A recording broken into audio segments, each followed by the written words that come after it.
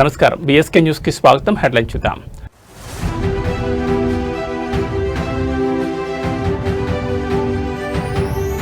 రాష్ట్రంలో భారీగా ఐఏఎస్ అధికారుల బదిలీలు, ఒకేసారి 45 మందికి స్థానచలనం.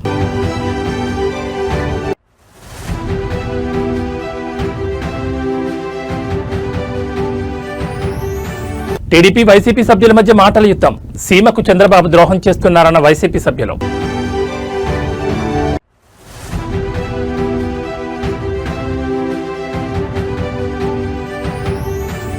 మెంబర్షిప్ టు లీడర్షిప్, నేటి నుంచి జనసేన సభ్యత్వ నమోదు కార్యక్రమం.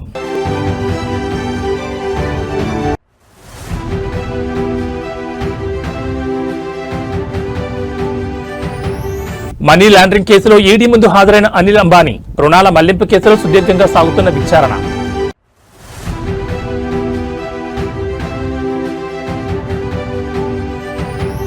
టీమిండియాకు చావో రేబో, నేడే జింబాబ్వేతో కీలక సమరం.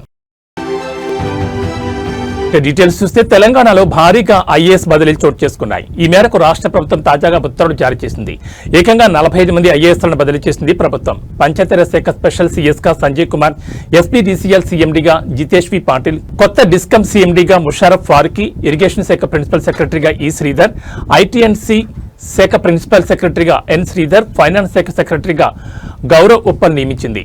అలాగే డిజాస్టర్ మేనేజ్మెంట్ స్పెషల్ చీఫ్ సెక్రటరీగా ఎం తానకిషోర్, జనరల్ అడ్మినిస్ట్రేషన్ శాఖ ప్రిన్సిపల్ సెక్రటరీగా రాహుల్ బొజ్జా, మహబూబ్ నగర్ కలెక్టర్గా బి విజయేంద్ర, కరీంనగర్ కలెక్టర్గా చిత్రా మిశ్రా, హన్మకొండ కలెక్టర్గా చాహత్ బాజ్పేయి, భద్రాద్రి కొత్తగూడెం కలెక్టర్గా అంకిత్, యాదాద్రి కలెక్టర్గా అనురాగ్ జయంతి, జనగాం కలెక్టర్గా సందీప్ కుమార్ చూడాను నియమిస్తూ ఉత్తర్వులు ఇచ్చింది. ఫైనాన్స్ శాఖ స్పెషల్ సెక్రటరీగా సిక్తా పట్నాయక్, ట్రైబల్ వెల్ఫేర్ డైరెక్టర్గా బిఎం సంతోష్, లేబర్ స్పెషల్ కమిషనర్గా పమేలా సత్పతి, కోఆపరేటివ్ కమిషనర్గా పిఎస్ రాహుల్ రాజ్, జోగులాంబ గద్వాల జిల్లా కలెక్టర్గా రిజ్వాన్ బాషా షేక్, మహబూబాబాద్ జిల్లా కలెక్టర్గా స్నేహా సబ్రీష్, రాజన్న సిరిసిల్ల జిల్లా కలెక్టర్గా గరీమా అగర్వాల్, వికారాబాద్ జిల్లా కలెక్టర్గా దీపక్ తివారీ, అదనపు కలెక్టర్గా ఉమాశంకర్ ప్రసాద్, మెదక్ జిల్లా కలెక్టర్గా ప్రతిమా సింగ్, మేడ్చల్ జిల్లా అదనపు కలెక్టర్గా ఫైజాన్ అహ్మద్ కు బాధ్యతలు అప్పచెప్పింది.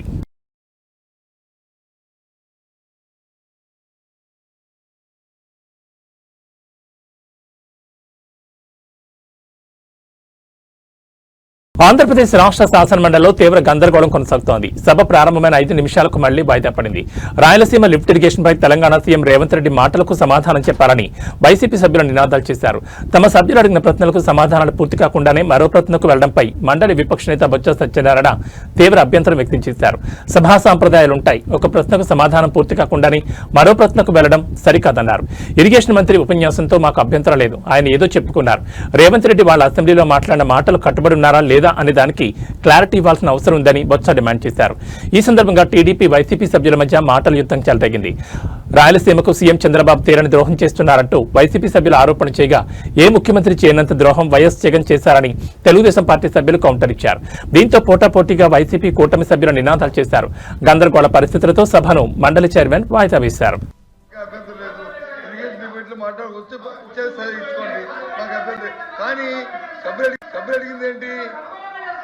ఏదైతే రేవంత్ రెడ్డి గారు శాసనసభలో చెప్పారో దానికి కట్టుబడి ఉన్నారో లేదా, లేదు దాన్ని వ్యతిరేకిస్తామని చెప్తారా, అది చెప్పినంత అబద్ధం అని ఆ మాట ఎక్కడ రావట్లేదు. ఈ ప్రభుత్వం తాలూకా అయిపోయిందండి. వాయిస్ రావట్లేదు, వాయిస్ రావట్లేదండి. ఏం చేద్దాం మీరు, ఏం వాయిస్ రావట్లేదు.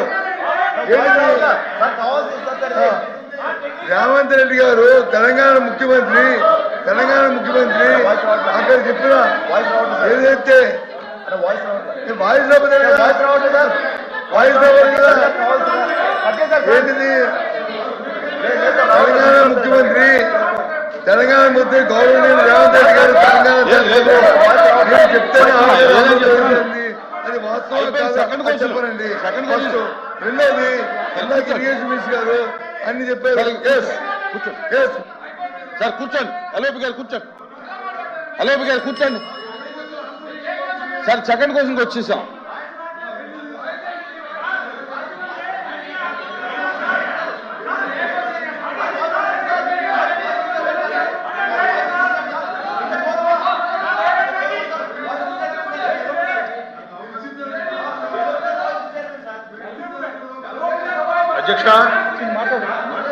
అధ్యక్ష, ఇది చాలా ప్రాధాన్యతతో కూడినటువంటి సార్ అంశం అధ్యక్ష 1 minute అండి, క్లారిటీ రాను.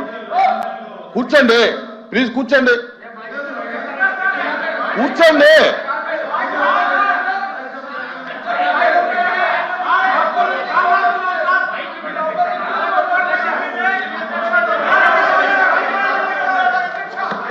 ప్లీజ్ ప్లీజ్ కూర్చోండి.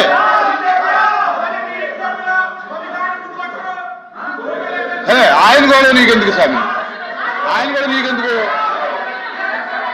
ఆయన కూడా నీకెందుకు.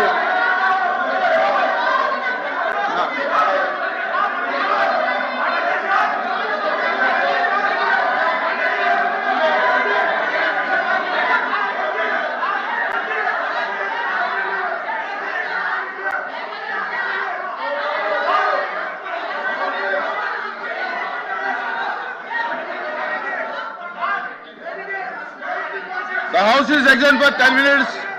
House is నేటి నుంచి జనసేన 3వ విడత క్రియాశీలక సభ్యత్వ నమోదు కార్యక్రమం ప్రారంభం కానుంది. మెంబర్షిప్ టు లీడర్షిప్ నినాదంతో సభ్యత్వ డ్రైవ్ శ్రీకారం చుట్టారు. గత 5 రోజులుగా పిఠాపురంలో విజయవంతంగా కొనసాగుతున్న సభ్యత్వ నమోదు కార్యక్రమం కొనసాగుతోంది. నేటి నుంచి 5 రాష్ట్రాల్లో సభ్యత్వ నమోదు కార్యక్రమాల విస్తరణ చేయనున్నారు. ఆంధ్రప్రదేశ్, తెలంగాణ, మహారాష్ట్ర, తమిళనాడు, కర్ణాటక రాష్ట్రాలను జనసేన టార్గెట్ చేసింది. అయితే పార్టీ ఆవిర్భావ దినోత్సవం లక్ష్యంగా పెట్టుకుని జనసేన సభ్యత్వ డ్రైవ్ నిర్వహిస్తోంది. క్రియాశీలక సభ్యత్వ రుసుము 500 నుంచి 400కు తగ్గించింది. సభ్యత్వ రుసుమును కార్యకర్తల సంక్షేమం, ఇన్సూరెన్స్ కోసం వినియోగించేలా ప్లాన్ చేస్తోంది. సభ్యులకు 5 లక్షల ప్రమాద బీమా సదుపాయం కల్పిస్తోంది. శాశ్వత వైకల్యం కలిగితే 2 లక్షల బీమా, ప్రమాదానికి గురైతే 50,000 బీమా సాయం అందించేలా జనసేన ముందుకు సాగుతోంది. సభ్యత్వాన్ని 3 వర్గాలుగా జనసేన పార్టీ విభజించింది. ఉద్యమి, సాధక్, ప్రదాతగా సభ్యుల వర్గీకరణ చేసింది. పార్టీ సిద్ధాంతాల ప్రచారం, సంస్థాగత బలోపేతమే లక్ష్యంగా ముందుకు కొనసాగుతోంది. ఇప్పటికే 2 విడతల్లో 13 లక్షలకు పైగా సభ్యత్వాలు నమోదు చేసింది. పార్టీ బలోపేతంపై అధినేత పవన్ కళ్యాణ్ ప్రత్యేక దృష్టి పెట్టారు.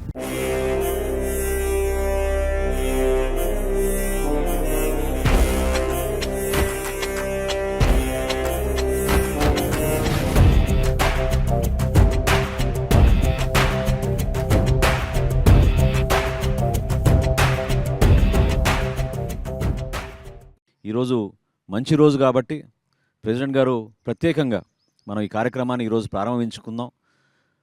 మనం అందరం కూడా మన భగవంతుడిని మనం ప్రార్థించుకుంటూ ఆ బ్లెస్సింగ్స్ తోటి ముందుకెళ్లే విధంగా ఈ రోజున ప్రత్యేకంగా మహాశివరాత్రి రోజున ప్రెసిడెంట్ గారు మొట్టమొదటి సభ్యత్వం ఆయనే తీసుకుని 26వ తారీఖు నుంచి మనం రాష్ట్ర వ్యాప్తంగా ఈ కార్యక్రమాన్ని తీసుకెళ్దామని ఖరారు చేశారు. పిఠాపురంలో అందరికన్నా ముందు ప్రారంభిద్దాం, ఒక వారం ముందు. ఎందుకంటే పిఠాపురంలో ఒక కాన్సెప్ట్లో ప్రెసిడెంట్ గారు మన క్యాడర్ని, నాయకత్వాన్ని ముందు నడిపించాలి, వాళ్ళకి ఒక బాధ్యత అర్థం అవ్వాలనే ఉద్దేశంతో అక్కడ కొంచెం కసరత్తు చేయడం జరిగింది. సో అందులో భాగంగా ముందుగా పిఠాపురంలో ఒక వారం రోజులు ముందు మొదలుపెట్టి 26వ తారీఖు నుంచి రాష్ట్ర వ్యాప్తంగా మనం దీన్ని ముందు తీసుకెళ్తాం. మెంబర్షిప్కి మొదటి మెంబర్షిప్ నేను తీసుకుంటాను. సో దానికి మా వాళ్ళు పుస్తకాలు, లైబ్రరీలు ఇచ్చేస్తాను. నేను కనీసం 2 కోట్లతో జనసేన మెంబర్షిప్ తీసుకుంటాను. మనం 4 విడతలు చేసాం ఇప్పటివరకు. ప్రతి విడతలో కూడా కనీసం ₹1 కోటి ఇచ్చారు ప్రెసిడెంట్ గారు. సో ఈ రోజున 2 కోట్లు మన సభ్యత్వానికి, జనసేన పార్టీ కోసం. అది గొప్ప కార్యక్రమం. నాకేమనిపిస్తుంది, ఇది మన ఇల్లు, మన కుటుంబం. మన కుటుంబంకి నడిపేవాడు వాడు ఇవ్వకపోతే ఎట్లా అనుకుంటాం. ఒకవేళ లేనప్పుడు పర్లేదు, పర్లేదు. సినిమాలు ఉన్నాయి, సంపాదిస్తున్నాం కదా.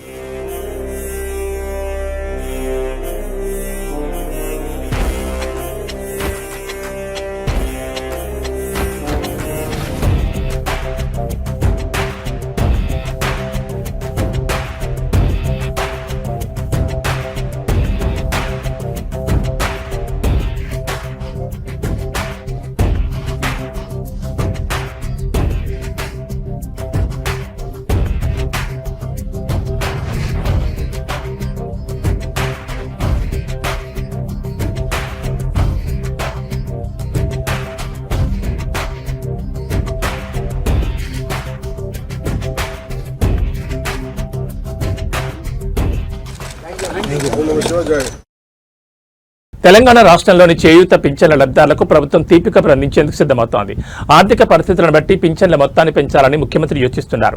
దీనికి సంబంధించిన కసరత్తును ఆర్థిక శాఖ ఇప్పటికే ప్రారంభించింది. ప్రస్తుతం రాష్ట్రంలో వృద్ధులు, వితంతువులు, చేనేత, బీడీ కార్మికులకు నెలకు 2,016 రూపాయలు అందజేస్తుండగా దివ్యాంగులకు 4,016 రూపాయల చొప్పున పింఛన్ అందుతోంది. తాజా ప్రతిపాదన ప్రకారం ప్రాథమికంగా అందరికీ 500 చొప్పున పెంచాలని ప్రభుత్వం భావిస్తోంది. ప్రస్తుతం పింఛన్ల కోసం ప్రతి నెల సుమారు 950 కోట్లు ఖర్చవుతుండగా 500 పెంపు వల్ల ఏడాదికి అదనంగా 2,500 కోట్ల భారం పడుతుందని అంచనా వేస్తున్నారు. ఎన్నికల హామీ మేరకు పింఛన్లను భారీగా పెంచాలన్నదే ప్రభుత్వ లక్ష్యం.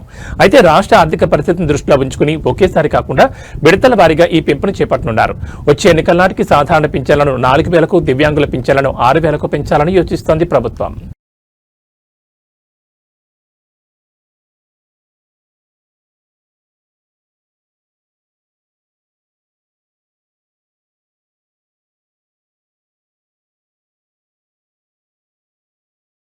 Andhra Pradesh assembly deputy speaker Raghurama Krishna Raju ప్రమాదవశాత్తు గాయపడడం రాజకీయ వర్గాల్లో చర్చనీయాంశమైంది. అమరావతిలో ఎమ్మెల్యేలు, ఎమ్మెల్సీల కోసం ప్రత్యేకంగా నిర్వహిస్తున్న క్రీడా పోటీల్లో భాగంగా క్రికెట్ మ్యాచ్ జరుగుతుండగా ఈ ఘటన చోటు చేసుకుంది. ఎప్పుడు తన వాక్చాతుర్యంతో రాజకీయాల్లో చురుగ్గా ఉండే రఘురామ మైదానంలో కూడా అంతే ఉత్సాహంగా ఆడుతూ అందరినీ అలరించారు. అయితే అనూహ్యంగా జరిగిన ఈ ప్రమాదం ఆయన అభిమానులను ఆందోళనకు గురిచేసింది.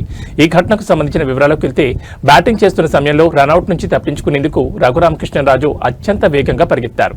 క్రీజుకు చేరువవుతున్న క్రమంలో ఒక్కసారిగా బ్యాలెన్స్ కోల్పోయి బోర్లా పడిపోయారు. ఈ క్రమంలో ఆయన భుజం, మణికట్టు మరియు బొటన వేలికి బలమైన గాయాలయ్యాయి. వెంటనే అక్కడే ఉన్న వైద్య బృందం ఆయనకు ప్రాథమిక చికిత్స అందించింది. క్రీడా స్ఫూర్తిని చాటుతూ పరుగు కోసం ఆయన చేసిన ప్రయత్నం చూసి తోటి ప్రజాప్రతినిధులు ఆశ్చర్యపోయారు. ప్రస్తుతం ఆయన ఆరోగ్యం నిలకడగానే ఉన్నప్పటికీ ఎముకలకు సంబంధించిన గాయాలు కావడంతో మెరుగైన వైద్య పరీక్షల నిమిత్తం ఆయన హైదరాబాద్కు వెళ్లనున్నారు. అక్కడ స్పెషలిస్ట్ డాక్టర్ల పర్యవేక్షణలో చికిత్స తీసుకోనున్నారు. అసెంబ్లీ బడ్జెట్ సమావేశాల నేపథ్యంలో ప్రజాప్రతినిధులందరూ ఉత్సాహంగా పాల్గొంటున్న ఈ క్రీడల్లో ఎలాంటి ప్రమాదం జరగడం దురదృష్టకరం. ఆయన త్వరగా కోలుకోవాలని ముఖ్యమంత్రి చంద్రబాబు నాయుడు, ఉప ముఖ్యమంత్రి పవన్ కళ్యాణ్ సహా పలువురు నేతలు ఆకాంక్షించారు. కాదు, అచ్చెన్నాయుడు అన్న గారు బిఫోర్ స్పోర్ట్స్ మినిస్టర్, మీరు before sports.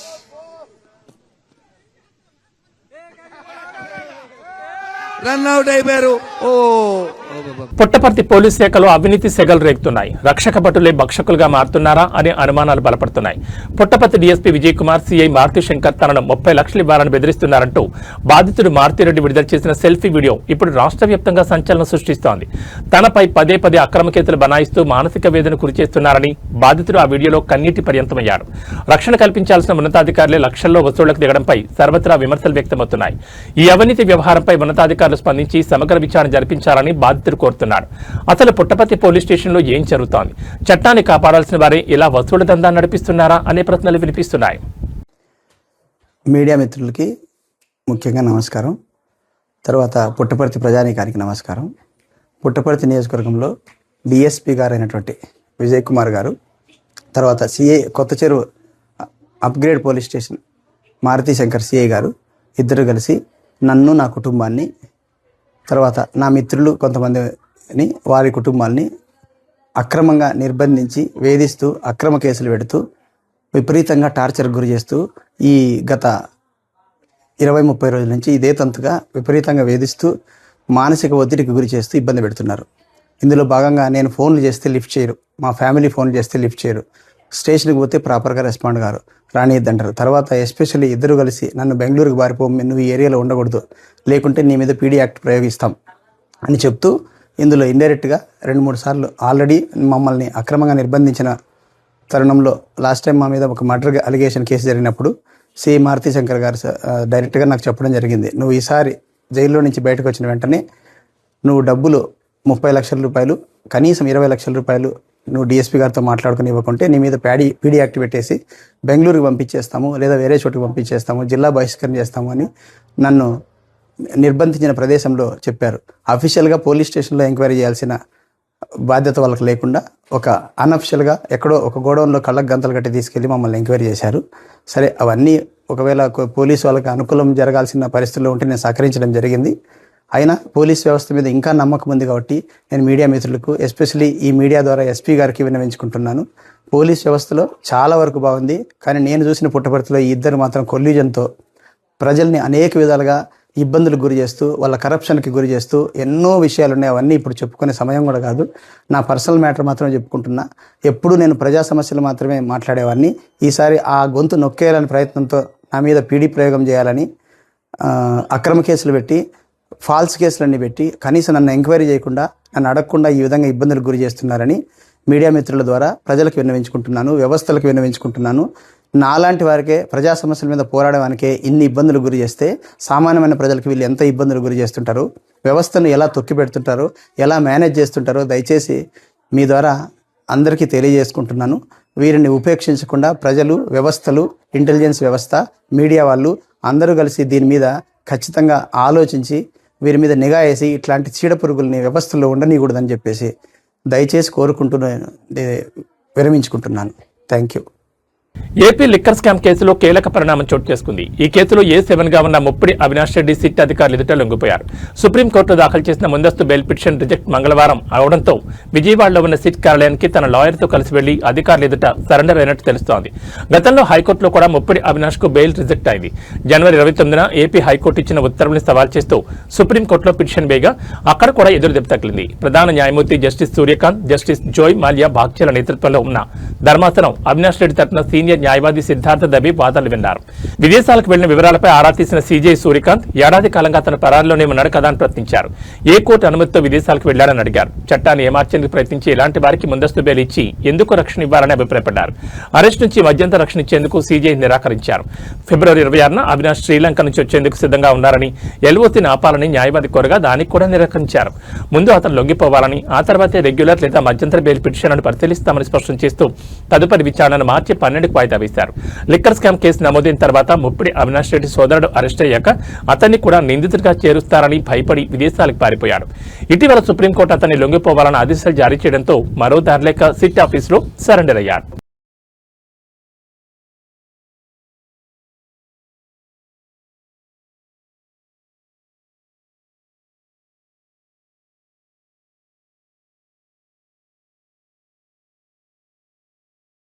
Reliance group of chairman Anil అంబానీకి కష్టాలు ముదురుతున్నాయి. మనీ లాండరింగ్, బ్యాంక్ లోన్ల మోసం కేసులో గురువారం ఆయన ఢిల్లీలోని ఎన్ఫోర్స్మెంట్ డైరెక్టరేట్ కార్యాలయంలో విచారణకు హాజరయ్యారు. సరిగ్గా ఒక్కరోజు ముందే ముంబైలోని ఆయన విలాసవంతమైన నివాసం అబోర్డ్ను ఈడీ జప్తు చేయడం గమనార్హం. ముంబైలోని పాలీహిల్ ప్రాంతంలో ఉన్న 17 అంతస్తుల ఈ భవనం విలువ సుమారు 3,716 కోట్లుంటుందని అంచనా. రిలయన్స్ కమ్యూనికేషన్ సంస్థకు సంబంధించిన బ్యాంకు రుణాల మళ్లింపు, నిధుల దుర్వినియోగం ఆరోపణలపై 60 ఏళ్ల అనిల్ అంబానీని అధికారులు 2వ విడత విచారించారు. ఒకప్పుడు ప్రపంచ కుబేర్లలో ఒకరిగా ఉన్న అనిల్ అంబానీ గత 2 దశాబ్దాలుగా తన వ్యాపార సామ్రాజ్యంలో వరుస నష్టాలు ఎదుర్కొంటున్నారు. విద్యుత్ నుంచి రక్షణ రంగం వరకు విస్తరించిన ఆయన వ్యాపారాలు ప్రస్తుతం దర్యాప్తు సంస్థల నిఘాలో ఉన్నాయి. తాజాగా ఈడీ జరిపిన ఈ ఆస్తుల అటాచ్మెంట్ మరియు సుదీర్ఘ విచారణ పారిశ్రామిక వర్గాల్లో చర్చనీయాంశంగా మారింది. ముఖేష్ అంబానీ తమ్ముడుగా అందరికీ తెలిసిన అనిల్ ఇప్పుడు తన ఉనికిని కాపాడుకునేందుకు న్యాయపరమైన పోరాటం చేస్తున్నారు. ఈ కేసులో తదుపరి చర్యలు ఎలా ఉంటాయనేది ఇప్పుడు ఉత్కంఠగా మారింది.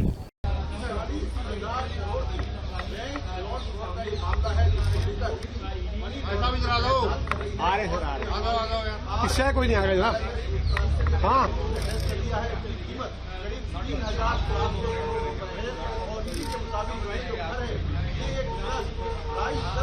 को ट्रांसफर किया गया था और ये इसलिए किया गया था ताकि जो घर के ऊपर लॉन है वो लॉन लेकिन इसी ने बड़ी कार्रवाई करते हुए वाली हिल्स में उनका घर है उसको भी अरेस्ट कर लिया है। ईडी ने अब तक इस पूरे मामले में भाई आगे बढ़ जा। आप देख सकते हैं ये अनिल अंबानी है जो कि ईडी की पूछताछ में शामिल होने के लिए ఇజ్రాయెల్కు ప్రధాన స్నేహితుడు మోదీ అని ఇజ్రాయెల్ ప్రధాని బెంజమిన్ నెతన్యాహు పేర్కొన్నారు. భారత్ను మోడీ అత్యంత వేగంగా అభివృద్ధి చేస్తున్నారని, మోడీ తమకు స్నేహితుడి కంటే ఎక్కువని అభివర్ణించారు. భారత్ ఇజ్రాయెల్ మధ్య అనుబంధాన్ని మాటల్లో వర్ణించలేం. ఇరు దేశాల ప్రజల మధ్య సహృద్భావ సంబంధాలు. భారత్ 150 కోట్ల మంది ప్రజలున్న అతిపెద్ద దేశం. భారత్తో వాణిజ్య ఒప్పందాలు రెట్టింపయ్యాయి. అదేవిధంగా భారత్తో సన్నిహిత సంబంధాలు 3 రెట్లు పెరిగాయి. ఇరు దేశాలు ప్రాచీన నాగరికత ఉన్న దేశాలు. అనేక రంగాల్లో మన మధ్య సోదరభావం ఉంది. భారత్ ప్రపంచంలోని అత్యంత శక్తివంతమైన దేశమని నెతన్యాహు పేర్కొన్నారు. అంతకుముందు కూడా ఇజ్రాయెల్ పార్లమెంట్ స్పీకర్ మోదీని ప్రశంసిస్తూ మాట్లాడారు. మోడీ పాలన భారత్కు స్ఫూర్తిదాయకమని, భారత్ను సమూలంగా మార్చడంలో ఆయన కీలక పాత్ర పోషించారన్నారు. అదేవిధంగా వ్యవసాయం, మౌలిక సౌకర్యాల పరంగా భారత్ను అగ్రస్థానంలో నిలిపారని, అత్యంత వేగంగా అభివృద్ధి చెందుతున్న దేశంగా భారత్ను నిలిపారని పేర్కొన్నారు. I know you know this, but I want to make sure that everyone knows this. In the First World War, when we were still under Ottoman occupation, those who helped us liberate this country, the British Army, in which there were Jewish fighters, including Jabotinsky, with the 1st Jewish Battalion, but also brave Iranian soldiers and commanders who fought like lions in the battle against Haifa for the liberation of Haifa. The forces were pushed back, and who stormed forward, gave their lives. Indian commanders, we never forget that too. They gave their lives for us.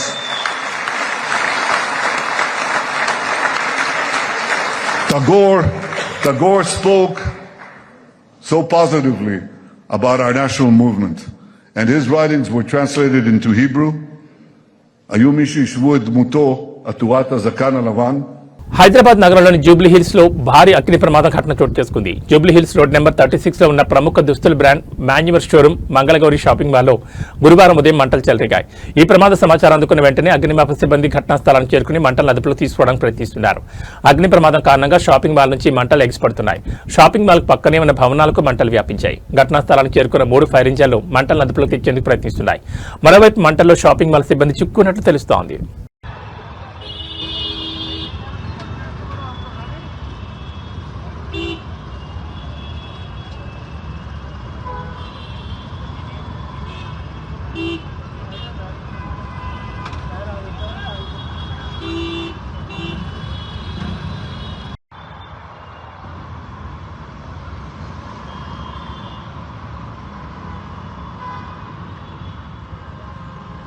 Chhattisgarh Bijapur జిల్లా ఇంద్రావతి ప్రాంతంలో బలగాలకు మావోయిస్టులకు జరిగిన ఎదురుకాల్పులో 2 మావోయిస్టులు మృతి చెందారు. ఘటనా స్థలం నుంచి మృతదేహాలతో పాటు భారీగా ఆయుధాలు స్వాధీనం చేసుకున్నట్లు అధికారులు తెలిపారు. ఈ ఘటన జంగలా పోలీస్ స్టేషన్ పరిధిలోని ఇంద్రావతి నదీ ప్రాంతంలో జరిగిందని జిల్లా ఎస్పీ జితేందర్ యాదవ్ తెలిపారు.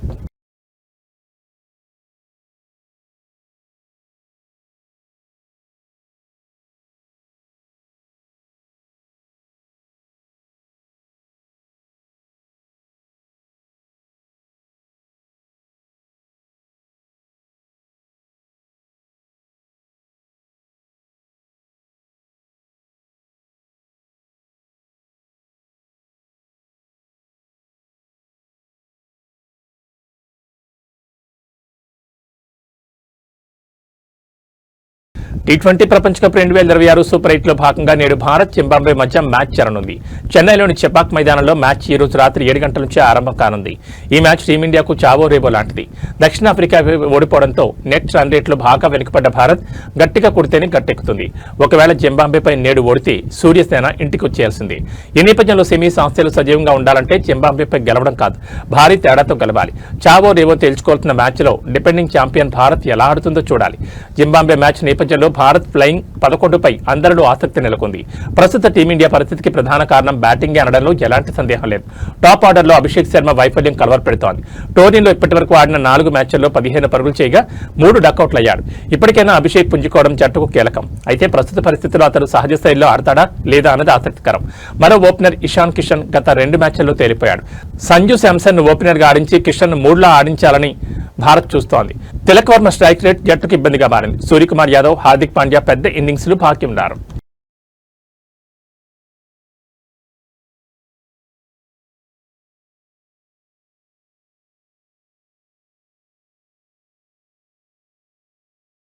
Tollywood most admired couple Vijay Deverakonda, Rashmika Mandanna ఎట్టకేలకు ఒకరి ఇంటి వారయ్యారు. గత కొంతకాలంగా వీళ్ళిద్దరి ప్రేమ పెళ్లిపై జరుగుతున్న ప్రచారానికి తెరదించుతూ ఈ ఉదయం రాజస్థాన్లోని ఉదయపూర్ వేదికగా ఈ జంట వివాహ బంధంలోకి అడుగుపెట్టారు. అత్యంత సన్నిహితులు, కుటుంబ సభ్యుల సమక్షంలో ఈ వేడుక అత్యంత వైభవంగా జరిగింది. ఈ ఉదయం 10 గంటల 15 నిమిషాలకు సుముహూర్తాన విజయ్ దేవరకొండ, రష్మిక మెడలో 3 ముళ్లు వేశారు. హిందూ శాస్త్రోక్తంగా జరిగిన ఈ పెళ్లి వేడుకలో ఇరు కుటుంబాల సభ్యులు పాల్గొన్నారు. ఉదయపూర్లోని ఒక ప్యాలెస్ లో జరిగిన ఈ వేడుకలో వధూవరులిద్దరూ సాంప్రదాయ దుస్తుల్లో మెరిచిపోయారు. సోషల్ మీడియాలో వీరిని అభిమానులు ప్రేమగా పిలుచుకుని విరోషి అనే పేరు ఇప్పుడు ట్రెండింగ్ లో నిలిచింది. రష్మిక మందన కర్ణాటకలోని కూర్గ్ ప్రాంతానికి చెందినవారు. తమ ప్రాంత సంప్రదాయాన్ని గౌరవిస్తూ ఈ రోజు సాయంత్రం 4 గంటల 30 నిమిషాలకు ఈ జంట మరోసారి కొడవ పద్ధతిలో వివాహం చేసుకోబోతున్నారు.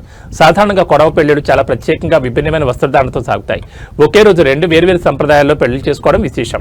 విజయ రష్మిక పెళ్లి అంగరంగ వైభవంగా జరగడంతో టాలీవుడ్ ప్రముఖులతో పాటు అభిమానులు సోషల్ మీడియా వేదికగా శుభాకాంక్షలు తెలుపుతున్నారు. గీత గోవిందం, డియర్ కామ్రేడ్ సినిమాలతో వెండితెరపై మ్యాజిక్ చేసిన ఈ జంట నిజ జీవితంలోనూ ఒక్కటవడం పట్ల ఫ్యాన్స్ ఖుషి అవుతున్నారు.